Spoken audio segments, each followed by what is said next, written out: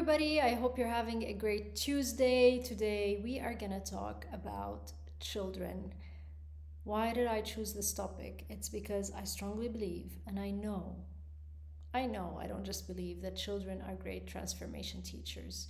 They are incredible, incredible teachers who can help us change, who can help us have new realizations in so many ways. They're the apples of their parents' eyes, they're this priceless treasure in our lives and in the life of anyone who has this beautiful opportunity to interact with a child.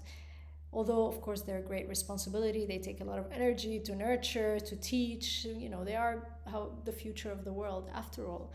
Therefore, it's very important for us to acknowledge the importance of having children around us or in our lives or interacting with them, whether they're your own children, whether they're your grandchildren, whether they're your relatives' children, whether they're your friends' children.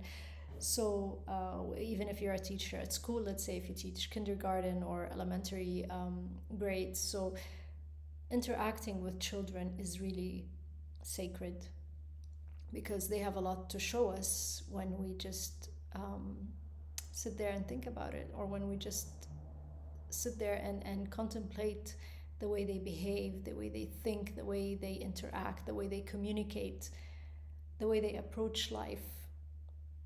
So I thought of making a video in honor of the children that I know, all of them, whether they're my nephews or my cousin's children or all the children that I have the beautiful opportunity to interact with. And just acknowledge their greatness, because I truly cherish the time that I get to spend with children, no matter who they are. So as adults, this is what we can learn from children. This is not going to be a very long video. I'm going to try to make it as short and straight to the point as possible. But I wanted to include a few points that I think are important. So first of all, children teach us how to be spontaneous. Children don't have these filters. They speak their truth. It's something that most of us have a hard time doing. Why is that? Because we wear those masks. It's because we feel that our personality is, fixed. It's rigid. It's because we fear judgment from others. We always have this need for validation, even if it's subtle. Sometimes it creeps in without us even realizing it. Children, on the other hand, have none of this. The only reason they might stop speaking their truth is out of fear of what adults might do, out of fears of the reactions of grown-ups. Otherwise, children always speak their truth because they don't know any other way. Because it's only natural to speak your truth. So when they speak from their hearts, without them even realizing it, because their entire system is on board. Their whole frequency is so aligned. And this is why they have so much energy, because they are so connected with the truth. That truth has not been, it's not messed around with yet. It's not influenced yet by the needs of society outside. So children are spontaneous not just with their words, with their actions. They have no problem dancing in front of everyone. They have no problem singing in front of everyone. They have no problem saying what's on their mind. Unless, of course, they become we at the programs, right? No, do this, don't do that. This is right, this is wrong. Otherwise kids are, beautifully themselves and are spontaneous.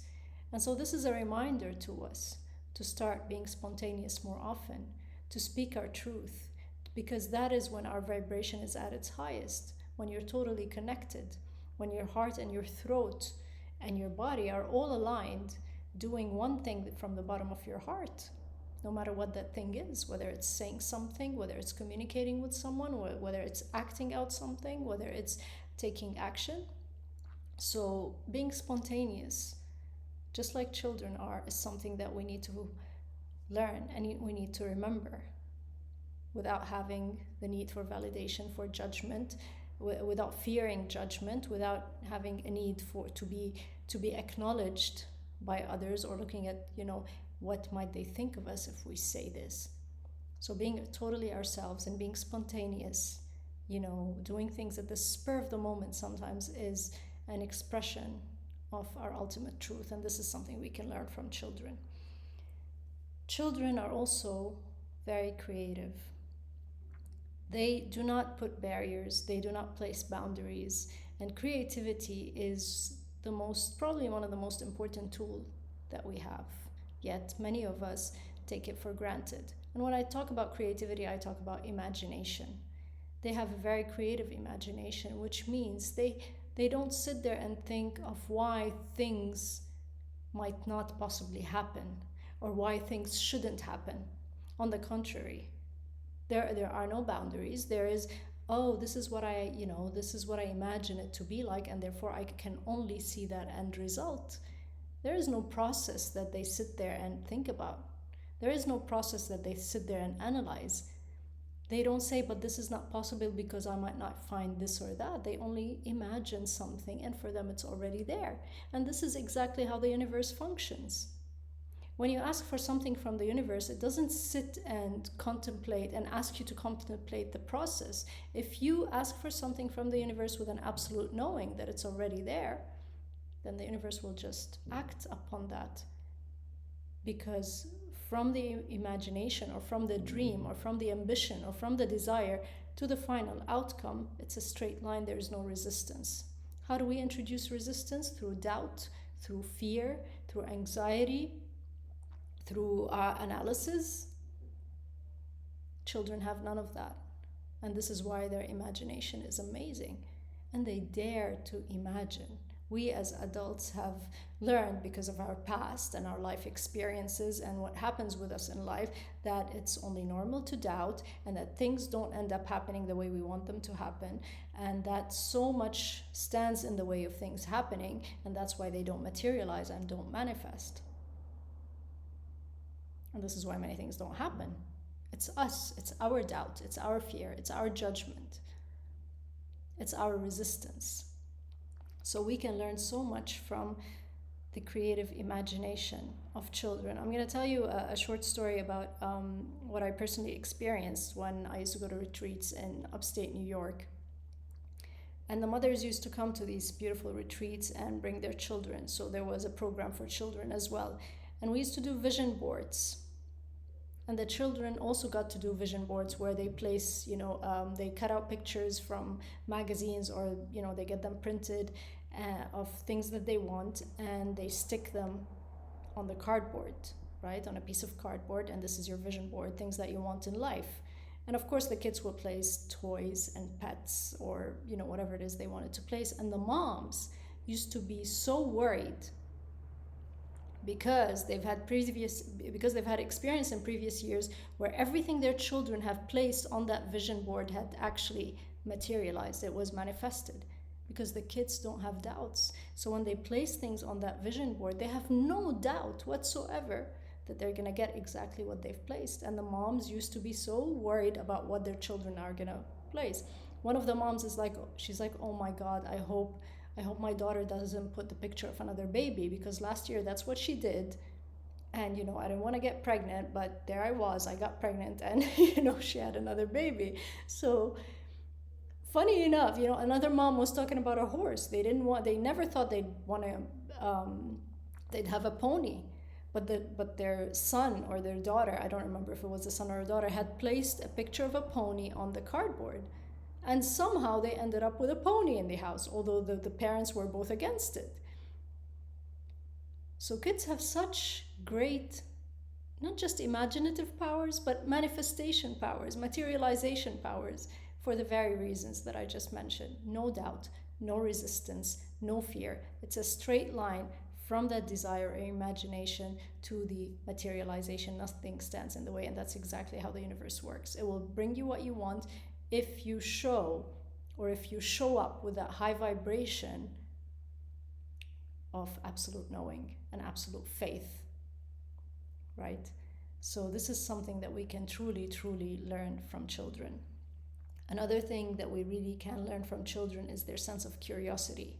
The way they live with awe, with wonder, looking at everything as if it's the greatest thing they've ever seen, even if it's something small.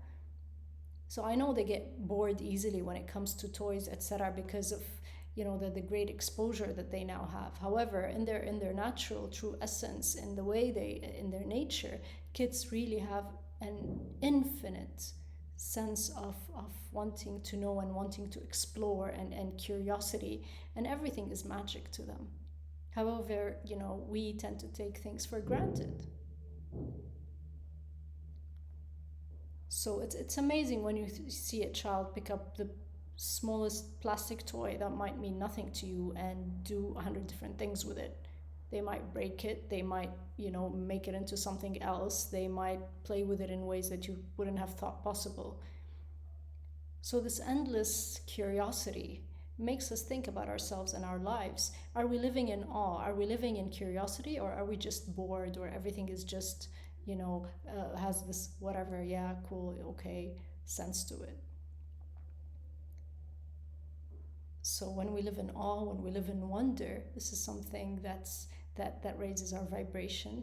It's something that makes us appreciate life as a present, as a gift, which is something kids seem to do so naturally. So this is important when it comes to hanging out with kids or interacting with kids. Look and learn from their sense of wanting to explore all the time, their curiosity, their ability to ask so many questions. Of course, they ask because they don't know, and their mind is, their neurons, they have new neurons still growing, their mind is still being molded by us and by programs, etc. But there's a natural sense to want to know, to want to learn, to want to explore. And so this is something that many of us seem to have forgotten, because we're bored with what we have. We're not easily satisfied. We take things for granted. Sometimes we don't have enough gratitude. So kids know also how to live the present moment. And this is what most grown-ups seem to have problems with. Kids make the most out of the moment that they have, out of the moment that's presented to them by the universe and by life. They don't sit there and worry. And yes, you can argue, of course, why would they worry when they don't know any better, when they don't know what could happen? But maybe, life shouldn't be taken so seriously. Maybe that's the problem with us. We look at these problems as if they're, whatever problems we have, as if it's the end of the world. Whereas life might not really have to be taken so seriously. Instead, we look at life as a journey, as a gift, as a video game, and we get to maneuver, we get to play around. Yes, there are going to be challenges. Yes, there are going to be tough levels in that video game, but we're well equipped to be able to surpass and overcome these challenges. And one way of doing that is learning how to totally live the present moment without letting fear consume you, without letting worry consume you, without letting depression take over, without letting the stress take over. So when you look at the way children play, you look at the way they talk, when you look at the things they do, how they don't seem to know how to be bored. There's always something to do, there's always something to create, there's always something to say. Even if they're quiet and they're doing something, they're totally immersed in the experience. So learning how to be fully immersed in whatever it is that you're doing is something that you can learn from children simply by observing them. Total immersion, this is what helps in embodiment. It's one of the things that help in embodiment, total immersion in the present moment. So that's something that kids are really great at. Kids also have, naturally, they have a high vibration. Why do they have a high vibration? Because energy flows through their pure, beautiful systems very easily without, they haven't downloaded enough programs yet from surroundings and from parents and from society that create more limitations. And therefore the energy is able to flow naturally and easily in their bodies. So in addition, physically their organs are fresh, their system is fresh, so it's able to function at its best. And this is something we can learn from. How to make sure that we take care of ourselves enough so that our vibration stays high through, living a proper, healthy lifestyle. One of my teachers used to talk about I think his grandmother, and she always had children. Her grandchildren would sleep in her bed, and she was always so energized. And it was because the children used to sleep next to her in the bed. And this is why she would wake up with a lot of energy, even though she was old. So children's energy actually help the whole household rise in terms of frequency.